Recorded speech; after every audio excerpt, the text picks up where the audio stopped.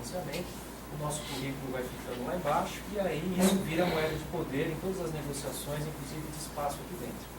Eu tive vários problemas com a minha socialização desde que eu cheguei aqui e estava muito empolgado com a reforma agrária. Pensava em continuar uma coisa que eu já via lá no Pontal do Paranapanema, que eu tenho essa loucura de ter trabalhado tanto com a Votorantim quanto com o MST, né? Então, no MST também foi conflituoso e tal. E pensar a agroecologia, e pensar a produção de alimento e a questão da justiça ambiental na reforma agrária. Me envolvi com o pessoal do MST, da Escola de Agroecologia, da Escolinha e vários outros parceiros. E estava trabalhando nesse sentido, tentando ver se a partir da disciplina a gente podia conectar essa discussão, né? Tentando vencer a propaganda que é feita, principalmente no município, contra, né, movimentos sociais, criminalizando sempre, né, boicotando a comercialização. E aí acabei abandonando um pouco essa sequência pela impossibilidade de ficar colocando meu carro toda hora aí na coisa, sem nenhum reconhecimento institucional. Até a hortinha que tinha atrás do Bloco F, eles destruíram tudo no verão, estava cheio de feijão bonito lá de adubação orgânica. Então, disso daí até chegar no assassinato do Cícero, foi assim, foi uma coisa muito forte, assim, pensar que de fato a história está acontecendo bem a nosso nariz, assim, né? Que as forças estão aí para boicotar tudo, né? Não só o Cícero, como a outra moça também logo em seguida, no assentamento Zumbi. Então, passou pelos temas de agroecologia, reforma agrária, depois passou para o tema do Açu, a partir da Aninha, né? Sempre assim, alguém puxando a gente que já estava aqui, né? A Antenora, a Aninha e outros professores, né? Sufiati. No tema do Açu, participo de alguns movimentos, de alguns eventos que acontecem aí para a gente trabalhar em rede, porque a professora Gabriela Escoto também tem trabalhado bastante na conexão do que acontece lá em Minas Gerais e o que acontece aqui em São João da Barra, para conectar os movimentos sociais, para tentar fazer frente a alguma coisa que desde o EIA-RIMA aqui do Porto foi totalmente destrambelhado, né? O contrário do que foi proposto para um EIA-RIMA, um estudo de impacto ambiental, que é fragmentar a realidade para ninguém se posicionar de forma crítica a isso. Então eu vejo que ainda está muito forte a pulverização, a segmentação das coisas e o isolamento do fenômeno para que a gente forme alunos também, especialistas em caixinhas, para que não façam a conexão e não costurem a história como a gente vê acontecer. E acho que isso é a grande arma do pensamento alienário, né? A gente não converse, principalmente entre a gente, não junte a nossa sinergia. Depois, outra coisa que veio também foi o estudo dos desastres, que é onde eu estou atualmente, com as inundações. Então, isso esbarrou numa outra questão, que é a política habitacional aqui no campus. Então, isso mexe com as plantas aí das casinhas do Morar Feliz, ao autoritarismo com que algumas famílias são retiradas e são colocadas, facções criminosas pessoas que são colocadas em outro lugar, com uma outra facção, e ficam longe do seu trabalho, longe da creche.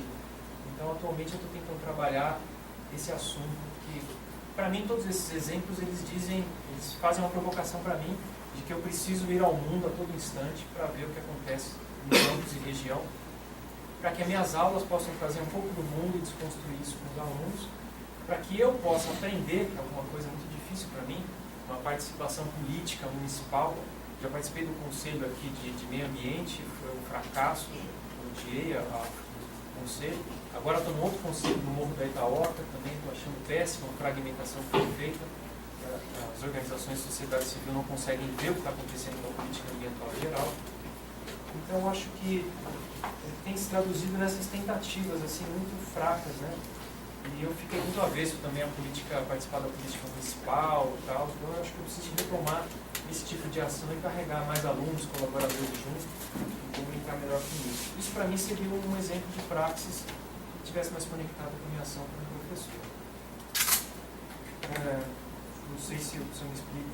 Um outro assunto, só para dar um gancho, seria...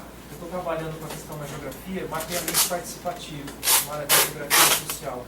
É uma tentativa de fazer um pouco isso que o Alexandre falou. O cinema, né, como ferramenta de representação, comunicação, formação e memória, quando se produzem os mapas, as cartas, né, na geografia, tem essa polêmica. Quem fez esse mapa? Por que a Amazônia está inteira verde sem ninguém? Por que o rio é tudo azul? Né? Por que no Nordeste vai aparecer o projeto de criação de camarão em cima do nada, no mangue, sendo que tem gente em todos esses lugares? Quem fez o mapa? Por que não pode treinar, que nem já está sendo feito ainda bem nos últimos 10 anos, treinar as pessoas a usar GPS e outra linguagem cartográfica e as próprias comunidades se autocartografarem? E elas vão brigar com o poder público de que eu existo no mapa. Não façam esse mapa na escola sem a minha comunidade, porque eu existo no mapa. Como é que a gente leva isso para a escola? Eu acho que é o desafio. Né? Acho que é mais ou menos esses exemplos. Obrigado pela atenção. Estou atrasado, né? Tem Aninha ainda e Marina. Vamos ver se eu... Como o professor se comportar transmitindo... como vai transmitir, né, nessa questão educador educando, né, Aninha? É isso? Eu acho que isso é muito difícil, porque a gente está amarrado num currículo, está amarrado numa hierarquia professor-aluno, tem um plano do estadual, tem um plano do MEC, tem uma carreira, tem a relação que às vezes a gente esbarra em algum abuso de autoridade também em sala de aula, e tem a tentativa também de, pedagogicamente, que todo conhecimento, aí vem a parte do aluno também, né, que às vezes não consegue estudar também legal, de que ele possa se apropriar dessas teorias a ponto de que chegue num debate legal com os professores e possa desconstruir também aquela visão e ver que tem alternativas. Que aquilo que o professor coloca é um recorte que ele coloca em cada trajetória dele.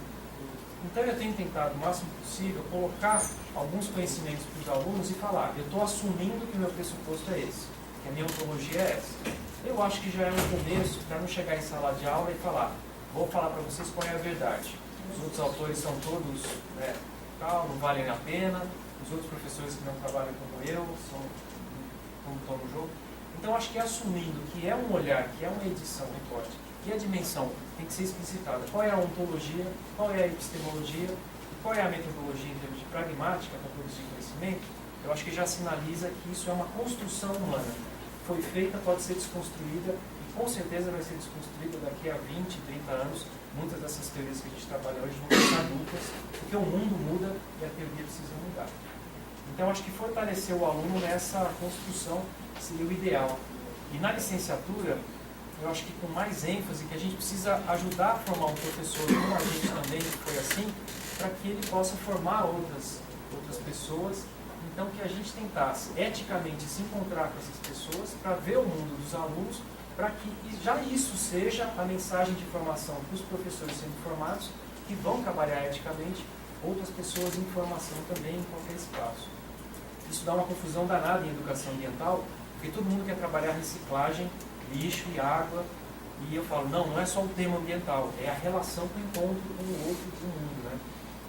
E só faltou Marina, não sei se eu vou conseguir comentar muito, Marina. Mas como vai ser se não é pelo vigente?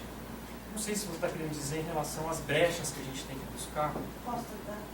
A gente vê como solução para muita coisa a educação, mas a educação, esse processo tem que mudar. Como que isso pode acontecer? Eu acho que se a gente sair daqui... Você quer apresentar um projetinho aqui. O que a gente faz? Eu acho que se eu fosse responder isso muito rapidamente, seria com luta social. Nada vai mudar se não realmente fizer a pressão social e puder fazer com que essa pressão social seja pedagógica e retroaja sobre a formação de professores e alunos. A luta social, o movimento social precisa entrar com essa mensagem de que coletivamente vai se transformar as representações enquanto se transforma a dimensão jurídica, a dimensão política, a dimensão orçamentária. Então precisa ter talvez um disparador que não vai ser nem só teórico, nem só prático, mas precisa ser alguma coisa especial no sentido de mobilização. Então, eu só consigo pensar soluções por aí para não cair de novo na questão idealista, né? A gente vai, apesar de que ela pode desconstruir em parte o que está sendo construído para manter as coisas como estão. Talvez desconstrutivamente. Assim, bom, ao Alagoas eu não posso fazer o mesmo elogio que eu fiz ao Alexandre de longe, mas também acho que tem até uma certa justificativa, porque os alunos bombardearam o Marac e o Alagoas, assim como coisa de ter se resolvido, e no caso do Alexandre, quem bombardeou foi ele, assim, ele colocou muita coisa, que é realmente difícil conceber uma pergunta. Então, assim, né, mas já vislumbrando que aconteceria esse tipo de coisa, assim, ele falaria assim, coisas que a gente teria dificuldade em até perguntar. A gente já estava até pensando, Alexandre, uma mesa no semestre que vem que seja só sobre cultura. Assim a gente estava conversando com o Paulo Gajanino também, que aí a gente vai ter tempo realmente de discutir essas questões assim, para digerir mais. Acho que as pessoas vão sair digerindo aqui muita coisa, inclusive essa coisa de linguagem cinematográfica, na qual eu, particularmente, sou completamente ignorante. Eu acho que a maioria é. Tá? Não são coisas que chegam a gente. Então, essa questão da linguagem cinematográfica é nova, e eu tentei trazer mais essa questão de que, às vezes, a gente não conheceu o meandro daquela que é a rotina produtiva, a gente, às vezes, não percebe. E aí, coisas acontecem que, sem querer chamar de manipulação, mas acontecem. Por exemplo, para pegar o exemplo que a Débora falou da questão da cor, teve um exercício que eu fiz quando eu dava aula no IF, no curso de design gráfico. Eu pedi para os alunos fazerem uma instalação audiovisual. O audiovisual era o principal e era uma instalação onde as pessoas iam interagir com essa questão audiovisual. Aí teve uns alunos que pegaram um estúdio de revelação fotográfica e 3 por 3 metros, né, uma sala escura, colocaram uma privada no centro da sala, colocaram uma TV em cima da privada, a TV passava coisas maravilhosas, hambúrguer, pizza, comida, né, trabalhada visualmente por eles para ficar ainda mais espetacular ainda, só que o som era o oposto, era escarro, flatulência, vômito. E a decoração, eles pegaram um brigadeiro e passaram no vaso, botaram um papel higiênico, botaram um milho verde no brigadeiro e espalharam pela sala. Quando as pessoas entraram e viram aquilo, as pessoas saíram de lá e aí foi feito todo um relato. Falaram, você sabe por que eu estava passando mal? Por quê? Por causa daquele cheiro horroroso de fezes. Quando não tinha fezes dentro da sala, era chocolate. Ou seja, essas questões sensoriais, ela não é determinante, como seria bom o Filipe que continuasse aqui, mas ele acho que teve que sair. Elas não são determinantes, mas é importante, e eu tentei trazer mais isso, porque elas também exercem uma influência, e às vezes passa desapercebido. E a gente não percebe que essas coisas estão interferindo na nossa compreensão daquele produto, que muitas vezes é simplesmente um produto que tenta te induzir alguma coisa. A publicidade faz isso o tempo todo, sobretudo com as crianças. Afinal, as sensações enganam. Mas o cinema trabalha com essas sensações, com a arte, né? Sim. Mas a intenção dos artistas passou a ser, do século XX, passou a ser essa, né? Não é que nenhuma mensagem seja lida de uma forma unilateral e definitiva, mas que a recepção seja mais livre. É aquilo mesmo, equilíbrio. Acho que é um assunto que dá para discutir, assim. Eu adoraria ficar falando com a Então você já aceitou com o tempo, né? Semestre que vem a gente vai ter um tempo assim, ampliado para essas questões. Talvez até com um texto prévio, né? Porque realmente chegar completamente ignorante, que nem eu pelo menos cheguei aqui.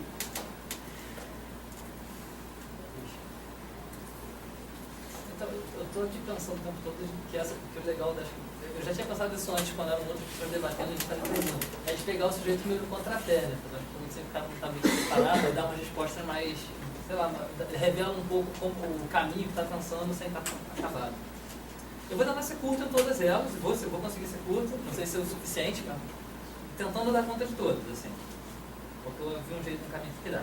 O João começa perguntando como é que a gente prova que o conhecimento não se esgota no empírico, como eu anotei, não se esgota na observação. Bem curto, não vou desenvolver, okay? Mas na física, acho que todas aquelas categorias que dizem respeito a coisas não observáveis, campo gravitacional, campo elétrico, campo magnético e tal, para mim são evidências disso.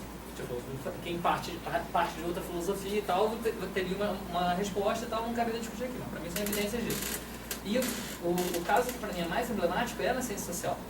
Porque aí eu partilho, você sabe disso, de uma concepção filosófica que entende que relações sociais são coisas reais.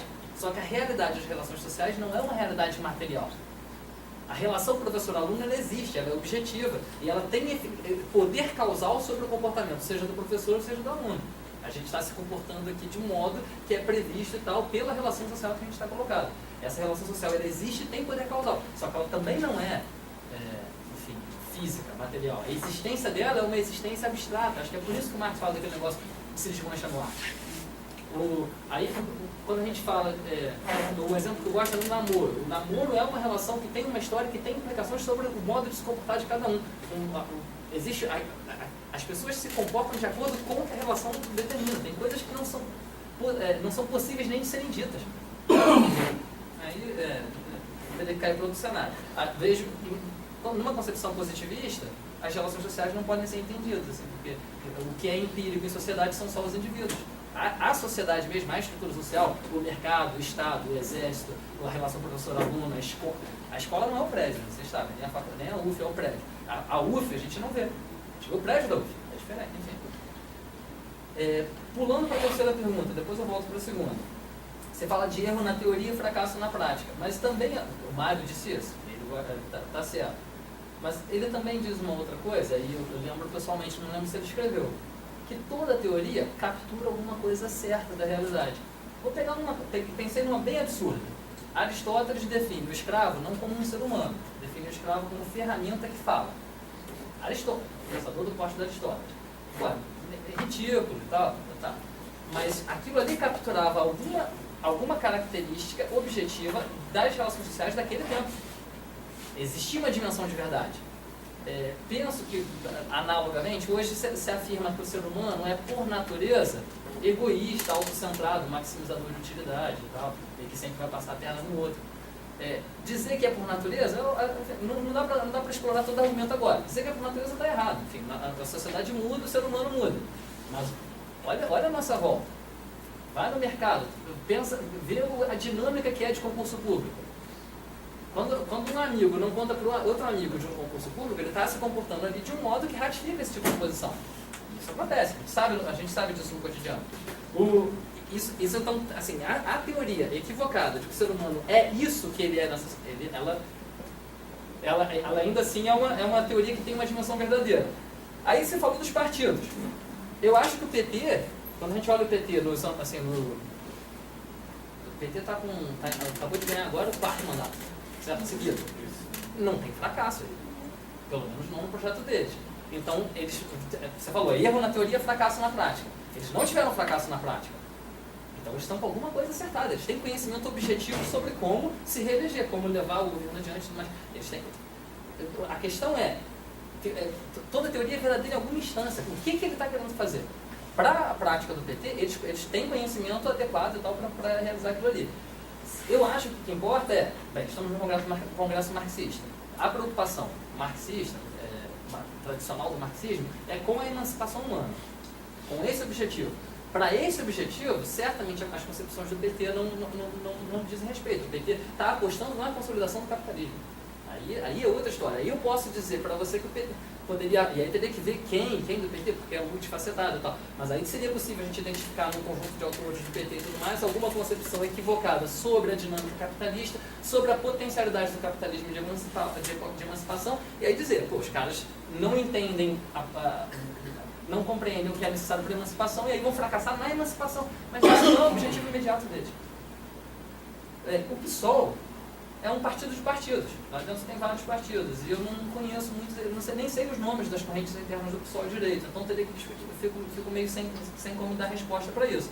O mesmo caso do Partidão, que também está num processo o PCB está num processo de refundação, que ainda tem lá, eles ainda estão, enfim, eu acho, pelo menos pelo que eu conversei com alguns amigos que são de lá e tal, eles ainda estão se livrando de determinadas coisas, debatendo coisas do stalinismo, já fazem crítica daquilo, não se colocam mais como stalinistas, mas tem coisa. E aí eu não sei também qual seria a posição deles aí. Posso falar do PSTU porque eu sou do PSTU, eu tenho uma história do PSTU e tal. E daquela rejeição às polarizações, vou pegar o sindicalismo e o economicista, o sindicalismo e o academicismo, o PSTU, todas as vezes que ele se pronuncia, sejam os documentos internos, sejam as coisas que estão fora, há uma rejeição às posturas extremas. A rejeição do PSTU ao academicismo é explícita e a rejeição ao sindicalismo economicista também é explícita. E aí vejo que o PSTU tem uma postura correta, uma orientação teórica correta para isso. Nem sempre consegue resolver isso bem na prática. Aí é uma outra coisa. Uma coisa é a pessoa saber que ela está errada, saber o que tem que ser feito para você conseguir fazer. A gente tem coisas disso o tempo todo. Estou no partido e defendo o partido porque entendo que tem uma concepção adequada disso, mas não consegue lidar bem com isso. Não necessariamente sempre. Até porque dá conta de reorganizar o movimento sindical depois que a CUT virou governo. E, ao mesmo tempo, elaborar teoria nova para responder a todas as debates. É difícil. Então, tem limitações, mas, enfim, depois da década de 90, penso que é mais do que compreensível. O que não significa que seja para a gente se acomodar. Dito isso do PT, a parte do Reúne, aí é bem rápido. O Reúne está fazendo história? Tá. O PSDB também fez história universalizando o ensino médio. Essa aí eu sabia que vocês... Porque essa a gente já conversou, você queria que eu falasse, tá? O PSDB tem uma história que o Rodrigo sabe melhor do que eu. O Rodrigo sabe melhor do que eu, de que na época que o Paulo Renato era ministro da Educação no PSDB, ele fez um projeto de divisão, de separação das universidades em dois tipos, universidade de pesquisa e universidade de ensino. E eles fizeram isso com o objetivo de criar novas universidades que seriam só de ensino. E aí, por serem só de ensino, teriam uma maior relação aluno com o professor, os professores dariam mais aulas, as condições de pesquisa não precisariam ser construídas do mesmo modo, porque afinal de contas não era de pesquisa e tal. Aquele projeto foi derrotado, e foi derrotado, entre outras coisas, pela força do PT. Acho que o que o PT faz hoje no Reúne é algo que tem muita semelhança, só que não tem marcado no currículo. A gente, a rigor, aqui em Campos, está numa universidade que é prioritariamente de ensino, mas a gente recebe um diploma que está escrito a mesma coisa de quem está lá em Niterói. Mas quem conhece sabe que as condições não são a mesma. De forma assim, eles rejeitam no nome, mas afirmam aquela proposta no conteúdo. Ele é da organização também. Indo para a pergunta da Débora, tentando combinar da Débora com o Felipe, dessa coisa do segundo trabalho, na verdade, eu pensei no seguinte exemplo, pensei aqui agora enquanto a gente estava conversando. A caça ao mamute tinha aquela divisão lá. Se tivesse alguém meio que supervisionando, não mudava a essência geral da caça ao mamute. A complexificação daquela divisão do trabalho pode passar a ter, inclusive, alguém que fica projetando o como fazer aquele negócio. E a essência da caça ao mamute continua mesmo. Acho que a essência da atividade do pedreiro de construir a casa não se modifica por ela estar dividida agora entre alguém que vai fazer o projeto e alguém que vai executar o projeto. O problema é que o que acontece é uma divisão social do trabalho que atribui a uns parte da tarefa e a outros outra parte da tarefa. O Lukács faz aí vai ficar indicativo. O Lukács faz uma discussão muito interessante disso a partir do Aristóteles. Ele diz que no Aristóteles, e o Marco até mencionou ali, no Aristóteles tem o noesis, que é o pensar, e o poiesis, que é o fazer. O pensar e o fazer não são separados. Assim, pelo menos não quando a mesma pessoa... Sempre que alguém... Estou construindo mal, é a coisa do improviso. Sempre que alguém faz alguma coisa, sempre que um ser humano faz alguma coisa, e se faz alguma coisa propriamente humana, ele está informado de fazer aquilo. Aí tem uma parte do Lukács que ele... Enfim... Mesmo quando aquilo se transforma num procedimento automático. O sujeito escova os dentes, aí vai dormir e nem se deu conta de que escovou os dentes. Dá para dizer que ele não pensou naquilo? Ele não pensou naquele momento, mas escovar os dentes é um hábito difícil de aprender e tal, que envolve um monte de experiência. Não sei se vocês lembram disso quando era criança. Se não for, observa uma criança, quem tiver filho e tal. Como é trabalhoso aprender a escovar os dentes. Depois que você aprende, aquilo pode se transformar eu esqueci o termo que o Lukács usa. Mas o agir humano é sempre um agir informado. Essa divisão do trabalho complexifica muitas coisas, certamente. Mas o trabalho do arquiteto não pode ser pensado separado do trabalho do engenheiro e não pode ser pensado separado do trabalho do pedreiro. A última coisa que eu acho que talvez ajude a pensar isso, depois eu vou aproveitar uma parte para falar do Felipe. O Lukács faz uma discussão que o ser humano escolhe não apenas os meios para realizar o fim. O Malaguti falou também. O ser humano escolhe fins. Escolher fins é característica do ser humano. E a escolha dos fins não pode ser uma escolha técnica. Ele usa um exemplo lá que a gente, no nosso grupo, a gente adaptou para o Porto do Açu. O Porto do Açu é um projeto que enquanto projeto é só um projeto, não é realidade. Enfim, é meio evidente, mas é só um projeto. Para ser transformado em realidade, ele precisa precisa de seres humanos que assumam o comportamento necessário para a realização daquilo. Mas o projeto mesmo, tecnicamente, há questionamentos de toda ordem. Mesmo que tecnicamente não houvesse questionamentos, ele poderia ser rejeitado por outro tipo de ordem. Porque, sei lá, as pessoas preferissem ter uma vida mais tranquila. É culpa daqueles que chegaram por último lá, que me entregaram esse negócio aqui, ó. Só ligação para você, Laís. Eu pensei que estava no silêncio aqui. Mesmo se o projeto não tivesse nenhum problema, as pessoas poderiam rejeitar o projeto porque, enfim, querem ter uma vida diferente daquilo. Existem condições que são estéticas, que são de outra ordem também, e que também entram aqui e que complicam muito. Enfim, não resolve. Mas o que eu queria aproveitar dessa parte assim é que o ser humano, para agir, a ação humana sempre é informada desde alguma perspectiva, desde alguma teoria. E quando a gente fala de ações de seres humanos sobre outros seres humanos, que seria o segundo trabalho, e o segundo trabalho não é do Lukács, foi o meu. Ele fala de praxes superiores, formas de práticas humanas de ordens superiores. Não é? O segundo trabalho foi... Errei. Essas práticas superiores, elas envolvem... o objetivo da ação humana se torna convencer o outro. Eu, por exemplo, estou querendo convencer vocês a estudar o Lukács. Esse é o meu objetivo. Essa ação não é da mesma natureza de fazer um miojo, para ficar no exemplo. É uma ação de outra ordem. Vocês são pessoas que, por si mesmos, são levados a escolher entre alternativas. O fato de, se eu conseguir convencer alguém a fazer isso, sei lá, pegar e estudar o Lukács, não significa necessariamente que eu tenho domínio do que seja a mente das pessoas e do como fazer as pessoas. Eu posso ter convencido por outra razão. A pessoa pode ter ido estudar o Lukács para sentar a porrada nele e falar, vou mostrar para esse cara como esse sujeito é ruim. A pessoa tem os seus motivos próprios, aí a coisa fica mais complexa. E aí o Lukács dá algumas indicações muito interessantes, joga para um outro capítulo, para uma parte da argumentação que eu não tenho nem como adiantar porque eu não preparei isso. E não conheço no mesmo livro. Bem, mas o importante, assim, para poder responder o resto, tentando, agora acho que ser mais rápido. Quanto tempo eu falei? Desistiu depois do mar. Assim, a ação humana ela é sempre informada por alguma teoria. E as pessoas, para fazer o que fazem, precisam significar o mundo de tal maneira que aquela ação seja razoável. Acho que um exemplo emblemático e tal, que ajuda a entender isso. Os índios brasileiros não se permitiram escravizar. Aquilo não fazia o menor sentido, aquilo não dá. Qualquer coisa era possível. Morrer, ser torturado, qualquer coisa. Os caras. A escravização. Bem, não acho que é porque eles fossem moralmente superiores aos africanos, nada disso. Aquilo não fazia sentido para eles não sabiam o que estava acontecendo. Um processo de uma subordinação, aquele tipo de coisa. Os africanos se permitiram escravizar porque lá já havia sido desenvolvido relações sociais tais em que a escravidão existia lá. E a escravidão, em algum, não é que não é sem resistência, okay? Não estou dizendo que é natural, mas lá, de alguma forma, já tinha se instaurado numa parte daquela população um imaginário que concebia a escravidão como algo possível. E também trabalho sedentário na agricultura, que era um aspecto da cultura de várias tribos e nações africanas. Perfeito. Tem aqui nos índios que são seminômades, né? Como o Brasil, a parte deles. Certamente quem é da história tem um domínio muito melhor dessa argumentação, mas tem esse tipo de diferença. Mas o importante é, a gente só faz o que faz porque a gente cria uma imagem de mundo que torne minimamente plausível aquela prática, senão você vai se suicida. Se no final das contas aquilo não fizer o menor sentido, suicídio.